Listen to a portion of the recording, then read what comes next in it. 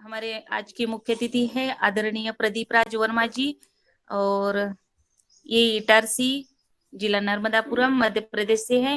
तो प्रदीप राज वर्मा जी भाई साहब का स्वागत है जी। ओम भैया जी। ओम ओम।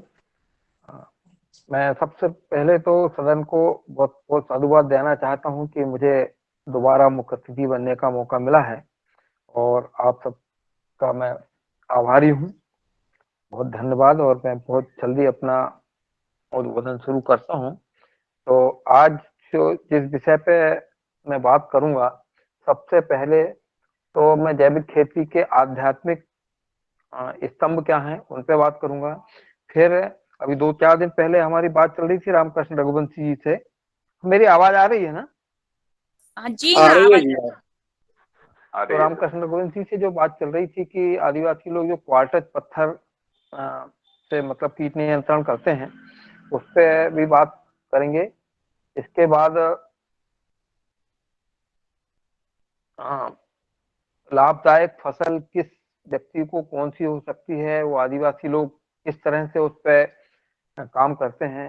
एक फार्मूला भी मिला हुआ है मुझे, उस पर भी बात करेंगे। उसके बाद वो मिश्रित खेती में किस तरह से करते हैं, थोड़ी सी बात उस पर करके, और आखिरी में मेरे विशेष मैं जिस पे आजकल काम कर रहा हूँ, नाइट्रोजन, जैविक नाइट्रोजन हम किस तरह अपने घर पे तैयार कर सकते हैं, यानी यूरिया का विकल्प, उस पर हम काम कर रहा हूं मैं। तो उस पर भी बात करेंगे। तो मैं सबसे पहले अपना परिचय देके और अपना काम शुरू करता हूं।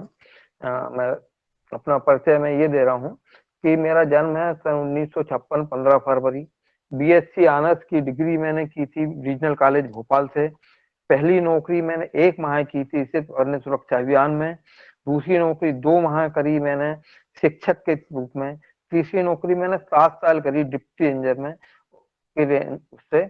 और यहीं से मेरा जो है डिप्टी इंजीनियर की जब मैंने नौकरी की थी ना, तो आदिवासी और पौधों से मेरा विशेष लगाव हुआ है। फिर मैंने 34 साल डिफेंस में नौकरी करी है जूनियर वर्क मैनेजर में। तो यहाँ से प्रयोगशाला में मेरा विशेष लगा हुआ है। अब मैं अपनी बात शुरू करता हूँ। तो सबसे पहले मैंने जो बोला था कि हम आध्यात्मिक जैविक खेती के, पिछली बार जब मैंने बात की थी तो आधार स्तंभ की बात की थी। इस बार मैं जैविक खेती के 5 आध्यात्मिक स्तंभ की बात करता हूँ। यदि आपको जैविक खेती करना है तो सबसे पहले आपको ये 5 आधार स्तंभ है। पहला है यज्ञ, दूसरा है गाय, तीसरा है तुलसी, चौथा है, हम तो नर्मदा माता को मानते हैं, मतलब जो भी नदी आपके पास है वो, और 5वें हैं आपके माता पिता। तो अब सबसे पहला स्तंभ है हमारा यज्ञ पे हम बात करते हैं। यदि आपको वास्तव में जैविक खेती करना और बहुत अच्छी उन्नति करना है तो आपको यज्ञ करना पड़ेगा। यज्ञ यानी अग्निहोत्र कर सकें तो सबसे अच्छी बात है, या फिर आपके आसपास कहीं यज्ञ होता है, हवन होता है, तो उसकी जो राख है आप उसका उपयोग करें। उसकी राख का उपयोग करने से आपको आपके खेत की जो यदि नेगेटिविटी है तो वो निश्चित ही मुश्किल से 1 सप्ताह के अंदर पॉजिटिव एनर्जी में बदल जाती है। तो उसके लिए आपको एक बहुत छोटा सा प्रयोग करना पड़ता है, मैं बता रहा हूँ आपको। तो सबसे पहले यज्ञ में मैं अग्निहोत्र के बारे में बात करता हूँ 1 मिनट। तो अग्निहोत्र यदि हम करते हैं तो सूर्योदय के समय उसमें क्या है, एक अग्निहोत्र का एक पात्र आता है छोटा सा। अग्निहोत्र का उसका विशेष डायमेंशन होता है उस पात्र का, तांबे का या मिट्टी का बना हुआ होता है। वो बहुत आसानी से उपलब्ध है, वो हर जगह नहीं है तो आप बताएंगे तो उपलब्ध हो जाएगा वो। तो उसमें हम गाय के गोबर के पतले कंडे को चौकोर जमा देते हैं, कपूर या घी की बत्ती से उसका प्रज्वलन करते हैं, और खास तौर से सूर्योदय और सूरज के टाइम ही उसका बिल्कुल समय फिक्स होता है। उस समय पे हमें 1 मिनट का एक यज्ञ करना पड़ता है, तो उसको बोलते हैं अग्निहोत्र। अग्निहोत्र करने के लिए सुबह जब हम सूर्योदय के समय करते हैं तो उसका मंत्र होता है सूर्याय स्वाहा, सूर्याय इदम नमम, और दूसरा होता है प्रजापति स्वाहा, प्रजापति इदम नमम। सूर्यास्त के समय जब हम करते हैं इस मंत्र को, अग्निहोत्र को, तो आग्नेय स्वाहा अग्ने इदम नमम प्रजापति स्वाहा प्रजापति इदम नमम। इसकी जो भस्मी होती है उसको हम इकट्ठा करते हैं, 2 किलो भस्मी और 100 ग्राम फिटकरी वो पीस के मिला लेते हैं, और पानी का जो स्रोत है हमारा उस पर हम रख देते हैं। एक बार पानी देने से ही पूरे जमीन की नेगेटिविटी खत्म हो जाती है और उसमें पॉजिटिव एनर्जी आ जाती है। नेगेटिविटी खत्म होने का मतलब है कि आपका खेत एसिडिक है। एसिडिक है मतलब उसका पीएच मान 6 से कम, 7 से कम है, 7 से कम है, 5 है, 4 है, 3 है, 2 है, तो बहुत ही ज्यादा एसिडिक है। तो वो खत्म होकर धीरे धीरे करके जो पीएच मान सही होता है 7.5, 7.5 वहां तक आ जाता है और आपका खेत पॉजिटिव हो जाता है। ठीक है। अब दूसरा स्तंभ है जो सबसे आवश्यक स्तंभ है, वो है गाय। हम गाय को सिर्फ जानवर ना समझें। हम गाय में हम मानते हैं हमारे देवी देवता, मानते हैं हमारे भगवान कृष्ण ने गाय चराई है, तो क्या इसलिए थोड़ी चराई? भगवान कृष्ण ने यदि गाय को पूजा है तो वो पूजने योग्य है। हम भगवान को पूछते हैं और भगवान गाय को पूछते हैं। आप सोचिए कि कितनी बड़ी बात हमारे भगवान ने हमको दे के गए हैं। तो गाय में जो 33 करोड़ देवी देवता या 33 कोटि देवी देवता का वास हम मानते हैं, तो जब 33 करोड़ देवी देवता का वास मानते हैं तो हम ये नहीं मानते हैं कि गाय में 33 करोड़ देवी देवता हैं। एक्चुअली वो 33 करोड़ जीवाणु हैं जो कि हमारी जमीन को उपजाऊ और हमको जीवित रहने लायक बनाते हैं। अभी जिनने बेस्ट डिकम्पोजिटर बनाया ना, वो कहते हैं कि मैंने जो बेस्ट डिकम्पोजिटर बनाया है गोबर से ही बनाया है, और उसमें जो है 200 प्रकार के जीवाणु हैं, और दूसरे जीवामृत बनाया है। वो कहते हैं कि हम कई प्रकार के जीवाणु पैदा करते हैं, 400-500 प्रकार के जीवाणु पैदा हो जाते हैं जमीन में। गोकृपामृत वाले बोलते हैं कि हमने 250 प्रकार के जीवाणु पैदा कर लिए हैं। किंतु आप ये सोचिए कि ये तो एक छोटा सा फटाका है कि यानी हमने 200 प्रकार के जीवाणु पैदा किए हैं। यदि हम गाय के गोबर के सही में 3300, वही हम 33 करोड़ नहीं मान के 3300 भी मान लें कि 3300 जीवाणु को यदि हम उत्पन्न करें और फिर हम खेती करेंगे, तो वो वही काम करेगा जो आज विनाश के लिए परमाणु युद्ध में परमाणु बम कर रहा है। वही हमारे खेती को आबाद करने के लिए 33 करोड़ जो देवी मतलब जो हमारे जीवाणु हैं उनकी एक बहुत सूक्ष्म मात्रा ही मतलब पूरा कर सकती है। तो हमारे जो वैज्ञानिक हमारे पवन सर बैठे होंगे यहाँ, मैं उनसे आग्रह करूंगा कि देखें कि किस तरह से इन जीवाणुओं की संख्या को बढ़ाया जा सके।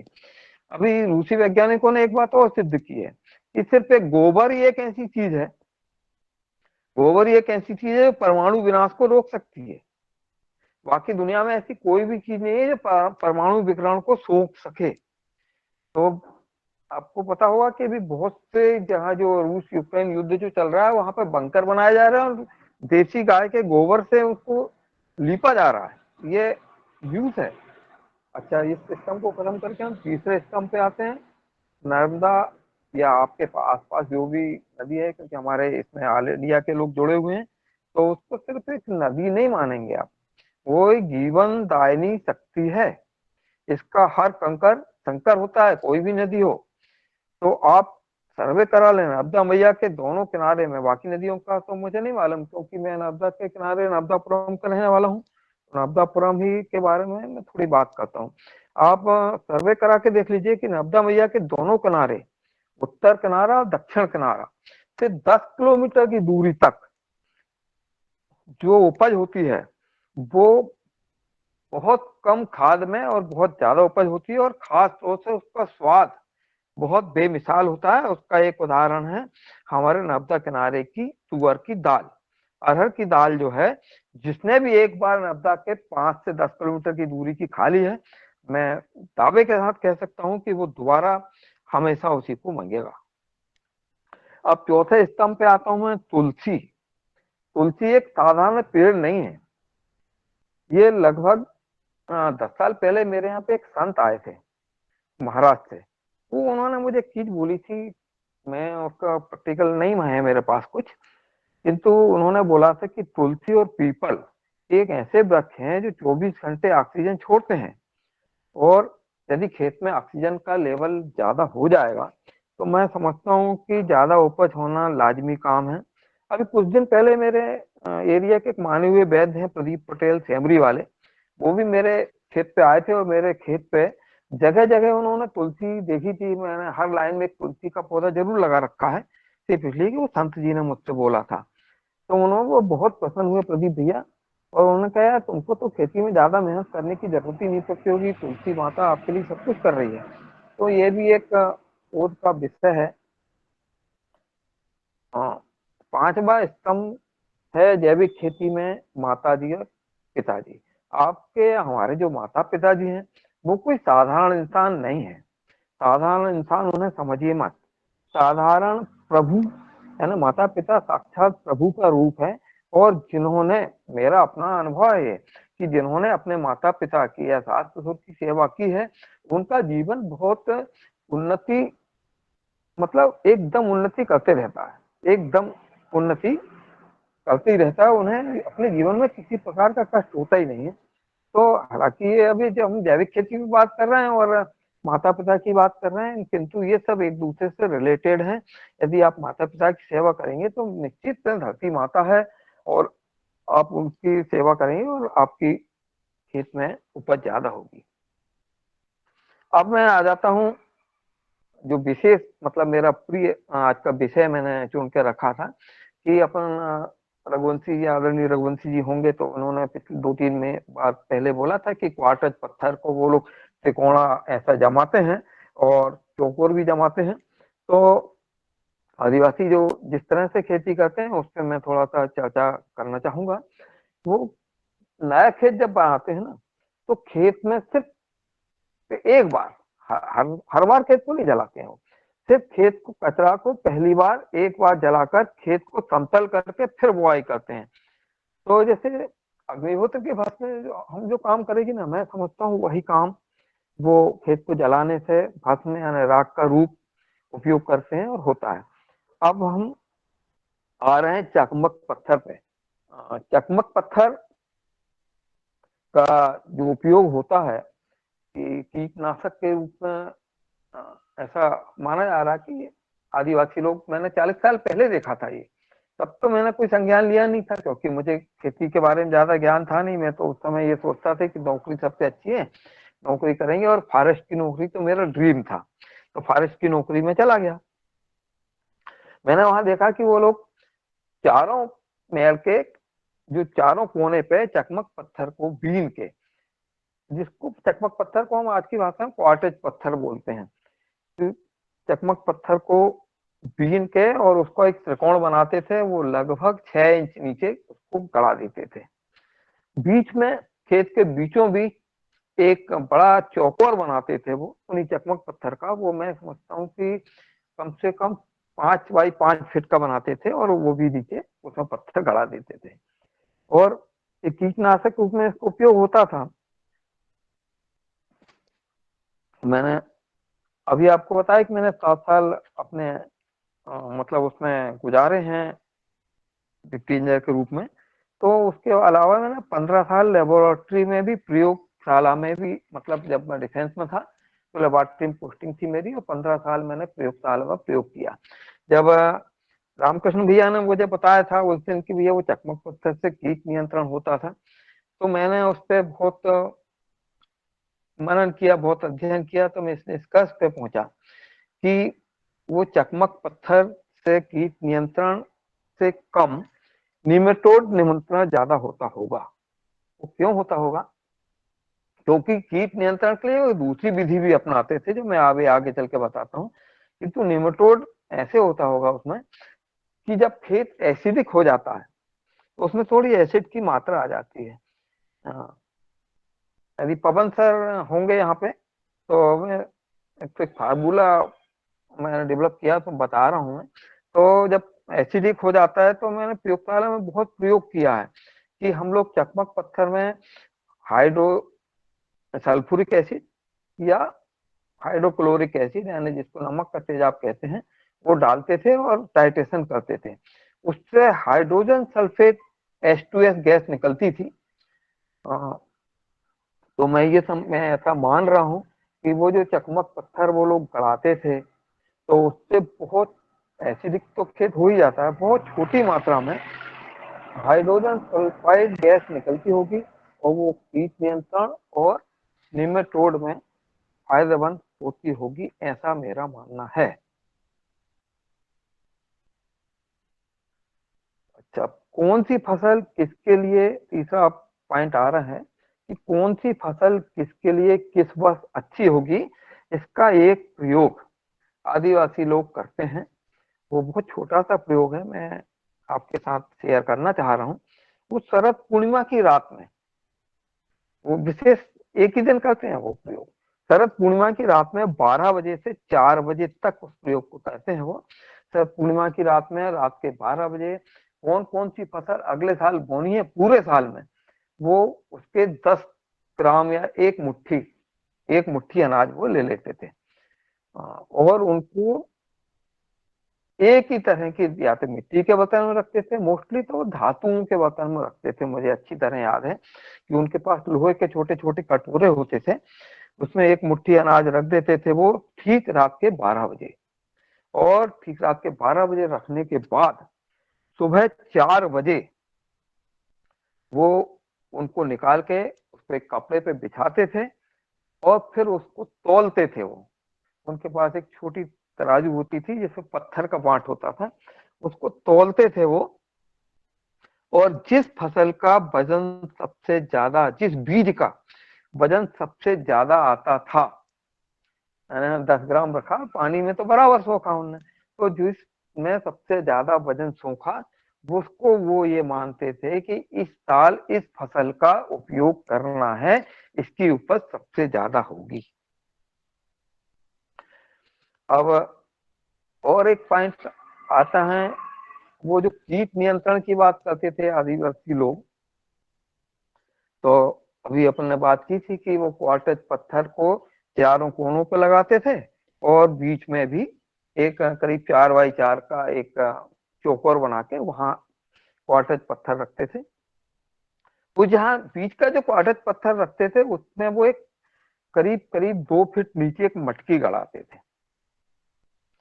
तो मटकी में भिलमा का बीज, तुलसी पत्र, एक छोटा शंख या सीपी जो होती है, सीपी भी भरते थे, शंख भी भरते थे, और कौड़ी जो बोलती है ना अपन लोग, जिसको पहले पैसे के रूप में यूज करते थे, कौड़ी भी उसमें रख देते थे। और मिट्टी की एक गदा बना के भी उसमें रख देते थे, बंद कर देते थे उसको। ऊपर से हल्दी और सिंदूर और फूल से उसकी पूजा करके काफी नीचे गड़ा दिया जाता था। और एक मंत्र मैंने उसी टाइम लिखा था, मेरे पास है भी, और इस प्रयोग को मैंने किया भी है। तो मैंने ये देखा कि इसमें कीट पतंगों का तो मैं नहीं बोलता कि बहुत ज्यादा नियंत्रण हो जाता है, नहीं, ऐसा तो नहीं कि बिल्कुल नहीं आते, किंतु बड़े जानवर, बंदर, सुअर और तोता, ये उस खेत की तरफ नहीं फटकते हैं। खास तौर से सुअर तो बिल्कुल ही नहीं आती उस खेत में। ये मेरा अपना अनुभव है। मैं उस मंत्र को साझा करूं क्या आप लोगों के साथ? जी जी। उस मंत्र को साझा करता हूं। ओम आम धाम धीम धू भय डुंगुर ते मंतोना बचे की का नितुन नेक फसला नितुन जिक्का पद्दी एड़ी अल्ली मिट्ठू पिड़े छोटा कीट पतंगा पिंगाक्षा बड़ा देव बचे की का नितुन। ऐसा मैंने पहले लिख के लाया था इस मंत्र को लगभग 40 साल पहले, और लिखा हुआ है मेरे पास। मेरे पास एक किताब है परीक्षित नुस्खे, उसमें ये मंत्र मैंने लिखा हुआ है। फिर से एक बार उसको मैं रिपीट करता हूँ। मंत्र शेयर करो प्लीज। हाँ, मंत्र मंत्र ग्रुप पर डालो प्लीज। तो वो बाद में मैं लिख बाद के में इस पे शेयर कर दूंगा, है ना, चलेगा ना ऐसा? ऐसा मंत्र हाँ लिखते हैं, ये मटकी को खेत में गाड़ दिया जाता है, बड़े जानवर नहीं आएंगे, छोटे कीट पतंगे भी काम आएंगे। मैं यहाँ छोटे कीट पतंगों काम आएंगे ये मैं बोल रहा हूँ, नहीं आएंगे बिल्कुल नहीं, किंतु बड़े जानवर तो निश्चित रूप में नहीं आते, खासतौर से सुअर तो नहीं आते हैं उसमें। इस मंत्र के यदि आप प्रयोग कर रहे हैं तो यह मंत्र सिर्फ ऐसे ही प्रयोग नहीं करना है, इसका जब आपका खेत की फसल कट जाएगी तब आपको बजरंगबली के मंदिर पर एक नारियल भेंट करना पड़ेगा और कढ़ाई जिसको बोलते हैं प्रसाद वितरण करना पड़ेगा, अन्यथा ये मंत्र आपका दोबारा से काम नहीं करता है। फिर तीसरा, वो कीट नियंत्रण के लिए एक पेड़ विशेष है, उसका उपयोग करते थे, चारों मेड़ पे एक भिलमा का पेड़ लगा देते थे। भिलमा आप लोग जानते हैं क्या? बताइएगा। भिलमा के पेड़ जी, नहीं नहीं नहीं, नाम अलग हुआ कुछ। भिलमा क्योंकि ही भैया बोलते हैं नाम उसको। और सेफ साइज सब चीज, क्योंकि ग्रुप में बहुत सारे लोग हैं जो जानते हैं और जो नहीं जानते हैं, उनके लिए आप विस्तार पूर्वक आप सभी को शून्य समझकर कि इन्हें कुछ भी नहीं पता वहीं से बताइए आप। तो भिलमा का एक पेड़ होता है, ये महुआ प्रजाति का पेड़ बोल सकते हैं इसको। तो इसकी एक बहुत खतरनाक चीज होती है इस पेड़ में। इस पेड़ के नीचे यदि आप 2 घंटे बैठ जाएं, सिर्फ पेड़ के नीचे 2 घंटे बैठ जाएं, तो मैं समझता हूँ कि कम से कम 50-70% लोगों को स्किन डिसीज हो जाती है। और इसका जो फल आता है, तो फल के ऊपर का फूल खाया जाता है, बड़ा स्वादिष्ट होता है फूल उसका, किंतु फल आता है अपने काजू के फल जैसा। वो काजू के फल जैसा ही उसमें एक तेल निकलता है, वो तेल किसी के भी किसी अंग में लग जाएगा, वहां पे काला निशान 100% पड़ जाएगा, चाहे कोई भी हो। और उस पे जो है काला निशान पड़ जाएगा और स्किन डिसीज भी हो जाती है। किंतु ये लोग उससे कीट पतंगे नियंत्रण करते थे, ये उन्होंने मुझे बताया था और मैंने अभी और कंफर्म भी किया इसका भी। अब चौथी बात आती है, पांचवी बात जो आखिरी बात है, वो है मिश्रित खेती से कीट पतंग प्रबंधन कैसे करते थे वो लोग। और कीट प्रबंधन के साथ साथ वो लोग मल्टी क्रॉप लेकर के बहुत ज्यादा उपज पैदा कर लेते थे। तो एक ही खेत में कम से कम वो 6-7 प्रकार 10 प्रकार की तो बल्लर लगाते थे। बल्लर लगाने के लिए वो किसी पेड़ का सहारा नहीं लेते थे, बांस गड़ाते थे और बांस की बल्लियों में, बांस में मतलब बल्लर के बेल लगा देते थे। तो बल्लर वो पोपट बल्लर लगाते थे, बटरा बल्लर लगाते थे और 3 धारी वाली बल्लर लगाते थे और एक हाथी कान बल्लर, इतना तो मुझे पता है। किंतु मक्का और ज्वार भी बल्लर के ही खेत में बोते थे, ज्वार के मक्का बोते थे। तो हर पेड़ पे एक बरबटी का बेला वो नीचे लगा देते थे। नीचे कुछ फूट और कचलिया के पेड़ लगा देते थे, तुअर भी लगी होती थी उनकी। और खास तौर से एक अमाड़ी करके एक पेड़ होता है, जिसका वो पूरी बरसात भर जिसकी सब्जी खाते थे वो लोग। अमाड़ी के पत्ते की सब्जी चटनी बहुत स्वादिष्ट बनती है, खट्टा खट्टी फल होती है वो। और अमाड़ी उनके लिए बहुत उपयोगी होता था। आजकल अमाड़ी कम है, मैं तो लगा दिया हूँ कुछ पेड़ अमाड़ी के। तो अमाड़ी की पेड़ तने से वो लोग रस्सी बनाते थे। बरसात भर पत्ती, बरसात में सब्जियों का बहुत अभाव रहता है, तो वो लोग पत्तियां की सब्जी बनाते थे। और उसका जो पेड़ मतलब फल आता था, उसमें बहुत सुंदर फल लगता है और बहुत सुंदर फल में बहुत से बीज आते हैं, उसका थोड़ा बहुत तेल वो लोग उपयोग कर लेते थे। और शरद भैया यदि बैठे हैं तो उनके लिए एक विशेष बात है यहाँ पे, क्योंकि वो मक्के का बहुत प्रयोग करते हैं, मक्का काफी बोते हैं। तो मक्का में वो खास तौर से हम जिसको मशरूम बोलते हैं ना, वो लोग उसको भमोड़ी बोलते हैं। तो भमोड़ी के बीज डाल देते थे वो उसमें। कैसे उत्पन्न करते थे ये मुझे नहीं मालूम है, किंतु हम तो स्पर्म करके और उसका स्पर्म से और मतलब मशरूम पैदा करते हैं। तो मैं तो मक्का लगाता नहीं हूँ, तो मक्का के खेत में मक्के के उसमें यदि स्पर्म 1 महीने की मक्का हो जाए, उसमें स्पर्म डाल दिया जाए तो मशरूम अपने आप पैदा हो जाती है। उसको जो टेम्परेचर चाहिए होता है ना 35 डिग्री से 40 डिग्री, और जो ह्यूमिडिटी चाहिए रहती है 80 से 95 डिग्री तक, वो मक्के के खेत में अपने आप उपलब्ध होती है और वो लोग डालते थे। तो ये तो उनका प्रबंधन, इससे कीट प्रबंधन, मैंने उनके खेत में कभी भी कोई कीट से नुकसान हो ऐसा होते हुए नहीं देखा था मैंने। गेंदा भी लगाते थे बीच बीच में 2-4 फूल गेंदा, और हमारे उनके कीट प्रबंधन के लिए थे, बाकी उनके उपज के लिए थे। तो आज का ये विषय हुआ। अब मैं जिस विषय पे काम कर रहा हूँ अभी, उस पे थोड़ा सा मैं मतलब बात करना चाह रहा हूँ। मैंने एक दिन किसी बहुत विश्वसनीय किताब में पढ़ा कि ग्रेविसीडिया, जिसको कि मराठी में गिरी पुष्प बोलते हैं, एक ऐसा पौधा है जिसमें नाइट्रोजन का परसेंट 30 से 32% तक होता है, जबकि हम जो यूरिया लाते हैं मार्केट से, उसमें नाइट्रोजन का परसेंट 42 से 43% के लगभग दिया जाता है। तो बहुत समय बाद मेरे दिमाग में ये बात आई कि गिरी पुष्प में जो नाइट्रोजन होता है उसको हम कैसे कन्वर्ट करें कि अपने खेत में उसको उपयोग करें। गिरी पुष्प का एक और भी मेरा प्रैक्टिकल है, वो आप भी करके देख सकते हैं।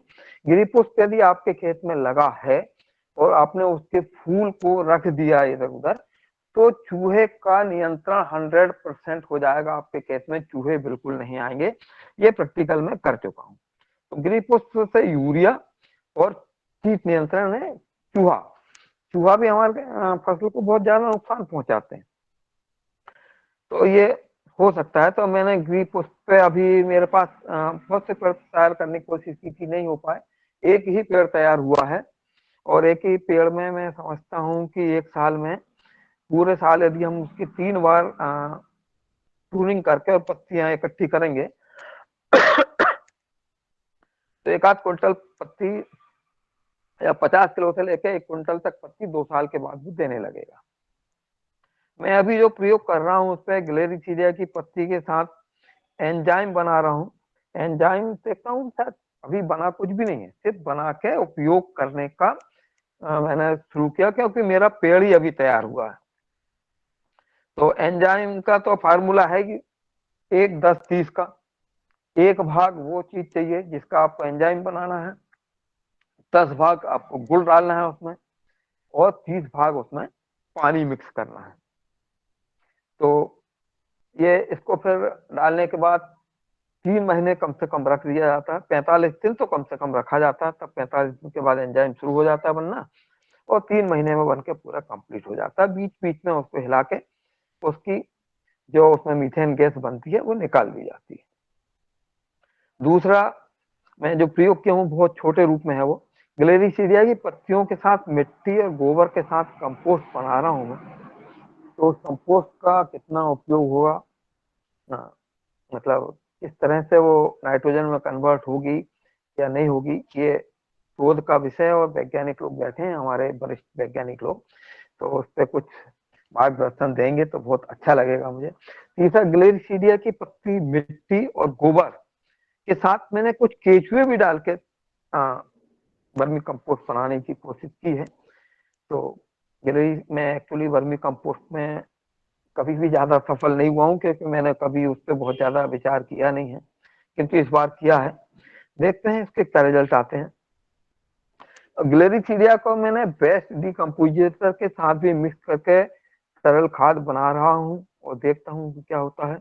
और 5वां प्रयोग किया मैंने ग्लेरिसीडिया की पत्ती, छोटी टहनियों को सीधा पेड़ के तने में रख के और उस पर सीधा मिट्टी चढ़ा दी है। उसका प्रयोग कितना होता है देखता हूँ।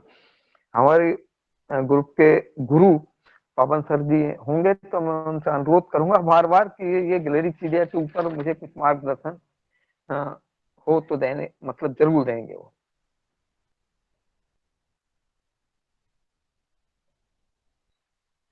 ये सब यूरो की कन्वर्सन मेथड है। और मैं जब जंगल में था तो उस समय के बस 2 मिनट और लेके मैं अपना उद्बोधन खत्म करना चाहूंगा। तो मैं जब जंगल में था तो उस समय वहाँ क्या पूजन थी आदिवासियों की, सिर्फ 2 मिनट यदि मैं बोलना चाहूंगा उसके ऊपर, कि जब मैं गया था वहां पे तो उन लोगों पे कोई कपड़े नहीं होते थे, सिर्फ एक कपड़ा नीचे पहनते थे, महिला हो या पुरुष हो। और शादी के बाद लड़कियां जरूर ऊपर कपड़े पहनती थी, मगर शादी के बाद वो लोगों के पास कुछ होता नहीं था। तंबाकू के बदले वो लोगों को चिरौंजी दाना दे देते थे, नमक के बदले में बराबर तोल के गोंद दे देते थे, केरोसिन, डबल केरोसिन, आप उनको आने 2 लीटर केरोसिन दे दो तो 1 लीटर घी या शहद आपको दे देते थे। और बायोविडन जैसी जड़ी बूटी और ये मूंगफली तो वो सिर्फ लाल मिर्ची के बदले में आपको दे अदला बदली कर लेते थे। इतने भोले भाले लोग थे वो, और बहुत मेहनती, मजबूत और खुश। तो मैंने उनको दुखी तो कभी देखा ही नहीं, उनको कोई दुखी होता ही नहीं।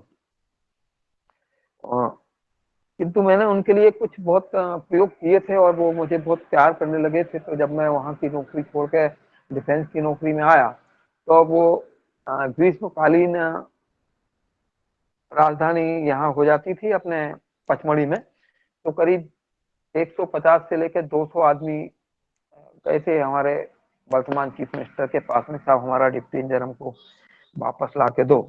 और उस समय हमने बहुत काम किया था, उनके बीच में मैंने काम किया, उनके बीच से सीखा था मैंने।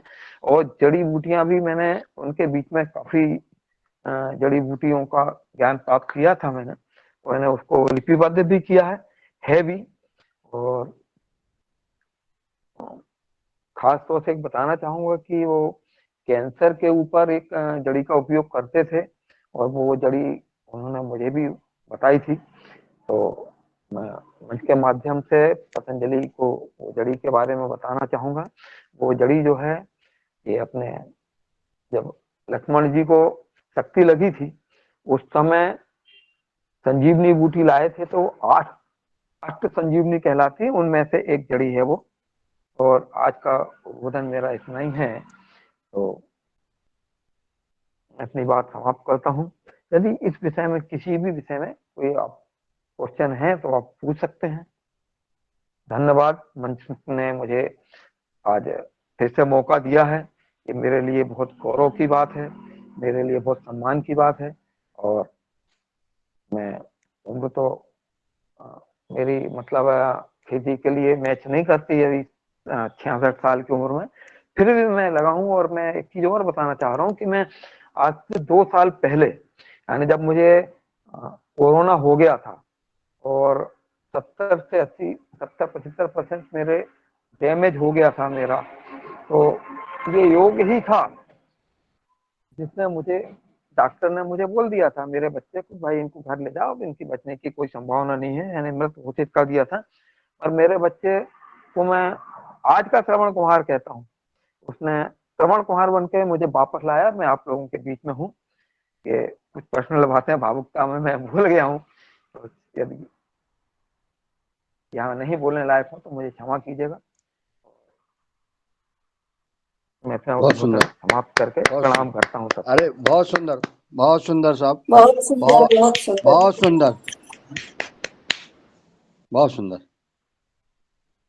आदरणीय पवन कुमार जी को सादर आमंत्रित करते हैं। जी जी, ये आदरणीय आदरणीय पवन। गिरी पुष्प का पौधा शेयर करेंगे आप ग्रुप में, उसका चित्र डालेंगे तो हम लोगों को उसकी जानकारी हो जाएगी। जरूर डाल देंगे नाइट्रोजन अभी। का वो हाँ, जरूर जरूर, तो हमें भी देखना है गिरी पुष्प पे। अभी क्या 1 मिनट के अंदर मैं डाल देता हूँ इसको बंद करके, अब भी डाल दूं क्या? नहीं, अभी नहीं, अपन ग्रुप में डल जाएगा। अभी मैं आदरणीय हाँ ठीक। पवन कुमार जी को सादर आमंत्रित करता हूँ बिना रोक किसी समय लिए। आदरणीय पवन कुमार जी। जी नमस्कार। आज के हमारे मुख्य अतिथि प्रदीप राज वर्मा जी, आपका बहुत अभिनंदन है। और आज की जो आपने बताई है, मुझे लगता है कि आपके ज्ञान के भंडार में कुछ ही परसेंटेज या पॉइंट परसेंटेज ही हमें पता लगा है, क्योंकि आपने जिस समय पर आपने इन आदिवासी क्षेत्रों में भ्रमण किया, लोगों का प्यार और आपका सम्मान मिला, हम उसका केवल कल्पना ही कर सकते हैं, क्योंकि अब तो वो स्थिति नहीं है। और क्योंकि आप प्रकृति के नजदीक रहे, तो आपको प्रकृति से सीखने के लिए भी बहुत कुछ मिला है, ऐसा भी हमें एहसास हो रहा है। तो आपके द्वारा समय समय पर अपने पुराने अनुभवों को आप शेयर भी करिएगा, और जो आपने चीजें आज बताई हैं वो सब प्रयोग करने वाली चीजें हैं। मतलब हमें अपने जहाँ पर भी मौका मिलता है उसको प्रयोग में करते हुए, और उसकी जो आपने साइंटिफिक वैलिडिटी भी बताई, वो चमकीले पत्थरों वाली, कि उससे नेमेटोड कंट्रोल होगा, तो ये सब चीजें हमारे एक छोटे छोटे शोध वाला विषय है। और इस शोध को करते हुए अगर हमें कुछ फायदा होता है, और इसी प्रकार से जो जानवरों को भगाने का या को दूर रखने का जो आपने मंत्र का बताया है, ये सब चीजें हमें अपनी, मुझे लगता है कि हमारी पुरातन संस्कृति का केवल एक बहुत ही शून्य, बहुत ही कम हिस्सा जो है अभी तक के इस दुनिया के सामने आया है। और इन सब चीजों को जो अनुभव आधारित थी हमारी परंपरा, कल्चर, हमारी अनुभव आधारित जो चीजें विकसित की गई थी, उसको हमें प्रयोग करते हुए, और आज की परिस्थिति में उसका क्या प्रभाव रहता है, ये सब चीजें हमें आवश्यकता अनुसार और अपनी स्थिति के अनुसार अपने द्वारा हम जो हम प्रयास कर सकते हैं उसके अनुसार इसको लगातार करते रहने की जरूरत है। और इसके लिए इस तरह के जो आपस में आदान प्रदान करने के जो हमारा यह मंच है, या इसके अलावा भी जब भी अवसर मिलता है तो हमें जरूर करते रहना चाहिए। और उसी से हम आगे बढ़ते हुए, जो आपने बताया कि अभी जैसे पूरी दुनिया में अभी परमाणु खतरे का संकट गहरा रहा है, मतलब आप न्यूज में अगर देखें तो वही चीज बार बार दोहरा के आ रही है। लेकिन उसमें भी अगर हम गोबर का लेप लगा रहे हैं, दूसरे देश भी लगा रहे हैं, देसी गाय के गोबर का लीप लगा रहे हैं, ये सब चीजें भी किसी न किसी विज्ञान की कसौटी पर खरी उतरी है, तभी उसका उपयोग हो रहा है। तो ये चीजें आज आपने इतनी सारी चीजें बताई कि अब उसको हमें एक दिन में आत्मसात करने में भी अपर्याप्त है। हमें बार बार आपका द्वारा इसके बारे में आपसे जानकारी लेते रहनी है।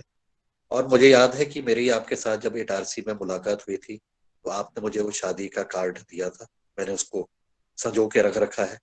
उसकी मैं कोशिश कर रहा हूँ कि इसको मैं कैसे और बेहतर बनाने का प्रयास करूँ और वापस आपको। तो यह प्रयास इस तरह के हमारे आपस में जो हम एक दूसरे को जानकारी देते हैं, एक दूसरे से हम कुछ चीजें एक्सचेंज करते हैं, चाहे वो विचारों का हो, चाहे वो किसी सामग्री का हो, उससे हमें एक दूसरे के प्रति न केवल याद भी आती है, बल्कि हम उसको और बेहतर करने के लिए हम प्रयासरत भी रहते हैं।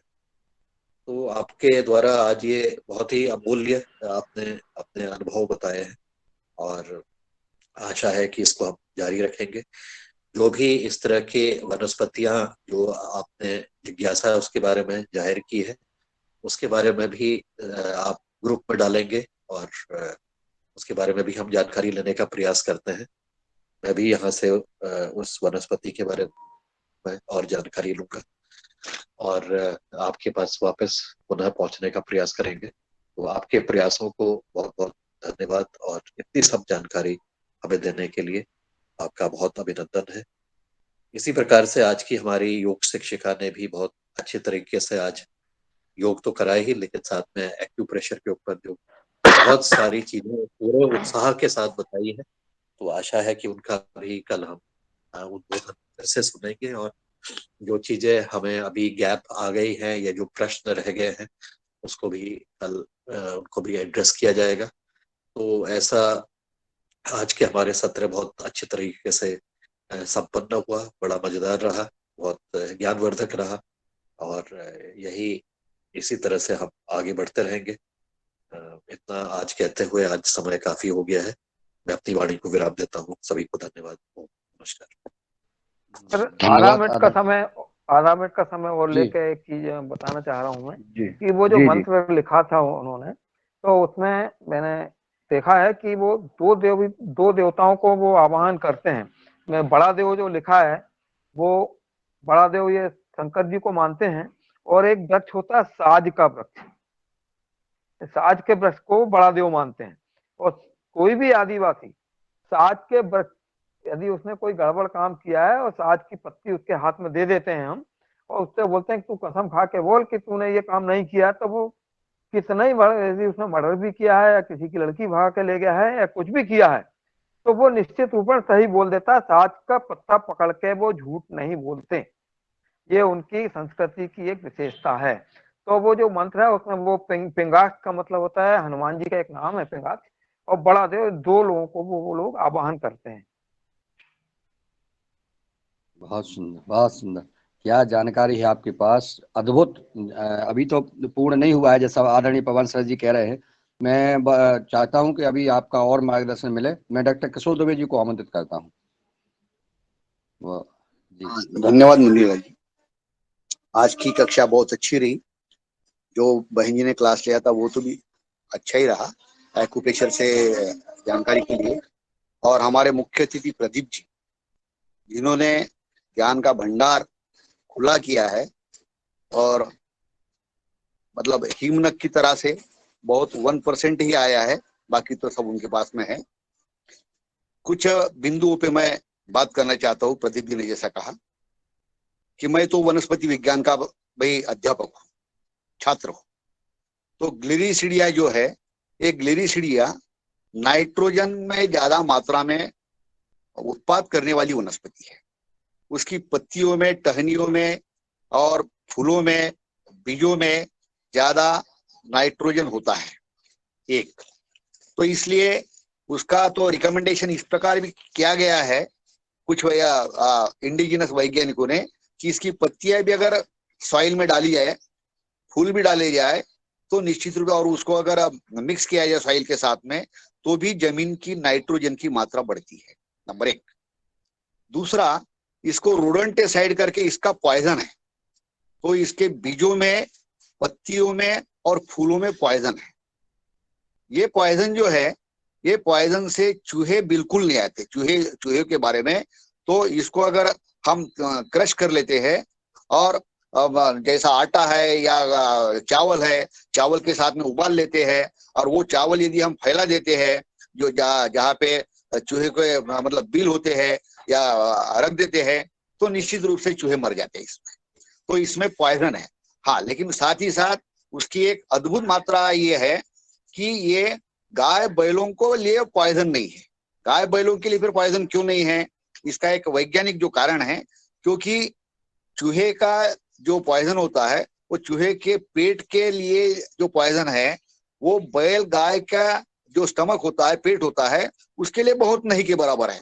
आदमी भी अगर चूहा खाने के लिए 1 या 2 गोली से चूहा अगर मरता है, वो 2 गोली अगर आदमी ने भी खाई तो आदमी नहीं मरेगा। क्यों नहीं मरेगा? क्योंकि उसका पेट जो है और उसमें पॉइजन की जितनी मात्रा लगती है, उस मात्रा से वो नहीं मरता। तो यही इसीलिए मतलब शायद मन में ऐसा ना आए कि भाई चूहे मरते हैं, कुत्ते मरते हैं, तो गाय बैल भी मर जाएंगे। इसलिए मैं इस बात को रखता हूँ कि गाय बैल पे कोई वो असर नहीं करेगा। यह दूसरा बिंदु।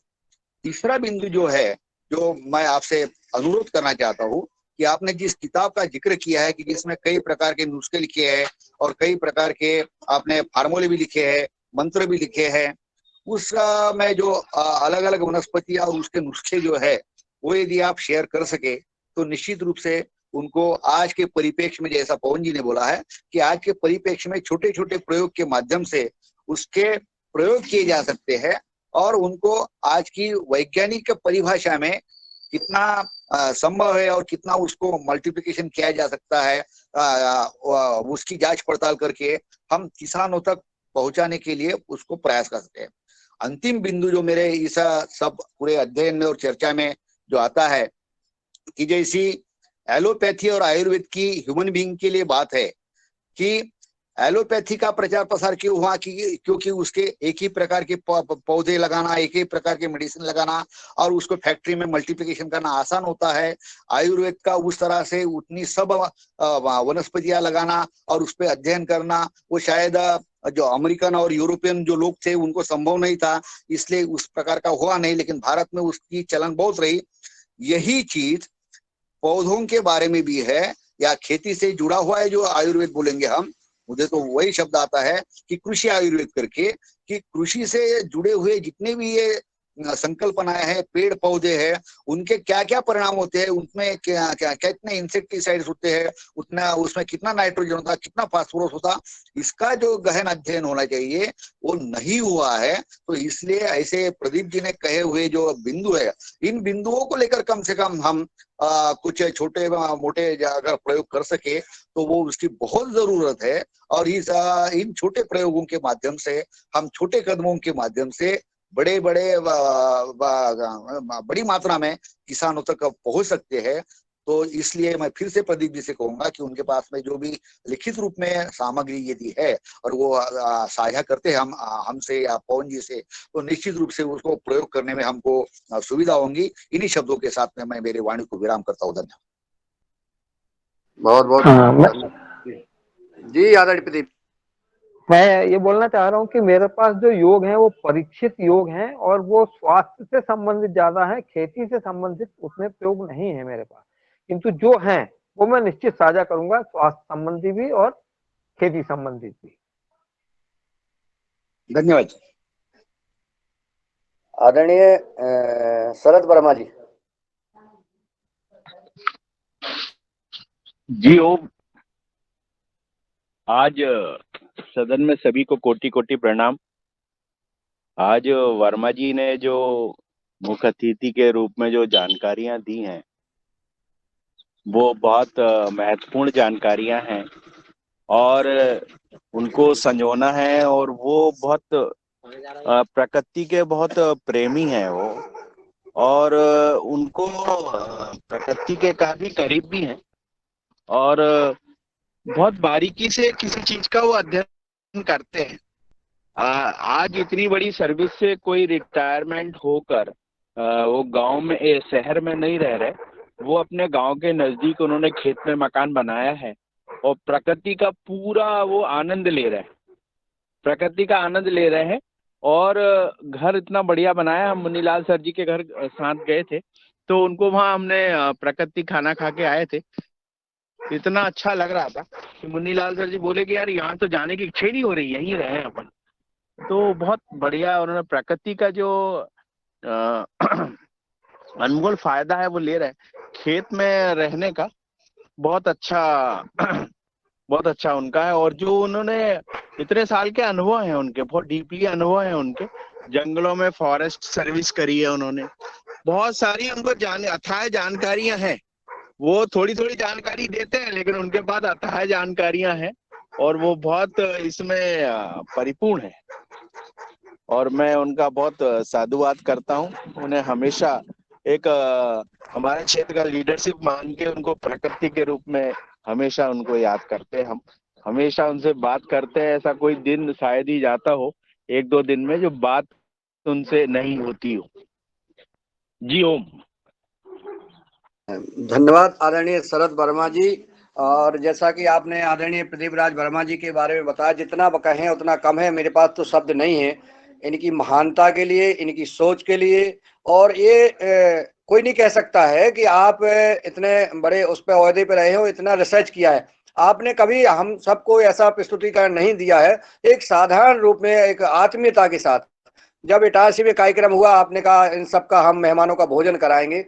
और आपने शाम का जो 8 तारीख की शाम को जब हम नर्मदापुरम की आरती के बाद जब लौटे थे, सभी भाई बहनों को बड़े सुकून के साथ आपने विशेष भोजन कराया। उसमें भी अपने जो वो किसान आ गए थे, वो डंडा वाले, उन्होंने भी भोजन किया। हमें लगा कि चूंकि अपने लिए भोजन था, परंतु ऐसा नहीं कि कुछ कम पड़ जाए, लेकिन नहीं, सबको पर्याप्त भोजन हुआ और बच के भी गया। ये और स्वादिष्ट भोजन दिया। और जब हम आपके साथ आपके निवास पर पहुंचे, वहां हमने देखा इतना भव्य दृश्य है, वहां का प्रकृति का आनंद है। मकान का जो ऊपर छत पर बैठ करके हमारे सपरिवार चर्चा हुई, बहन जी से चर्चा हुई, उस समय तो बहुत कम है चूंकि बखान करने का। अभी तो आपको हम और सुनेंगे क्योंकि आपके पास अथाह भंडार है और अनुभव है आपने प्रकृति में रह करके, गोद में रह करके जो अनुभव किया है। किसान, इसीलिए किसान को वैज्ञानिक कहते हैं कि किसान ने जो अनुभव किया है, मिट्टी में पेड़ों के साथ रह के, आदिवासी भाइयों के साथ रह के, उनका जो आनंद आपने लिया है, जो अनुभव लिया है, वो अभी हम सबको सुनना बहुत जरूरी है। क्योंकि हमें पुरानी ऋषि और किसी परंपरा पर पुनः आना है, ऐसा परम पूज्य स्वामी जी का अभियान है, परम सिद्ध आचार्य जी का है। मैं चाहूंगा आदरणीय रामकृष्ण रघुवंशी जी भी अपना कमेंट दें। जी ओम। जैसे कि आपने बताया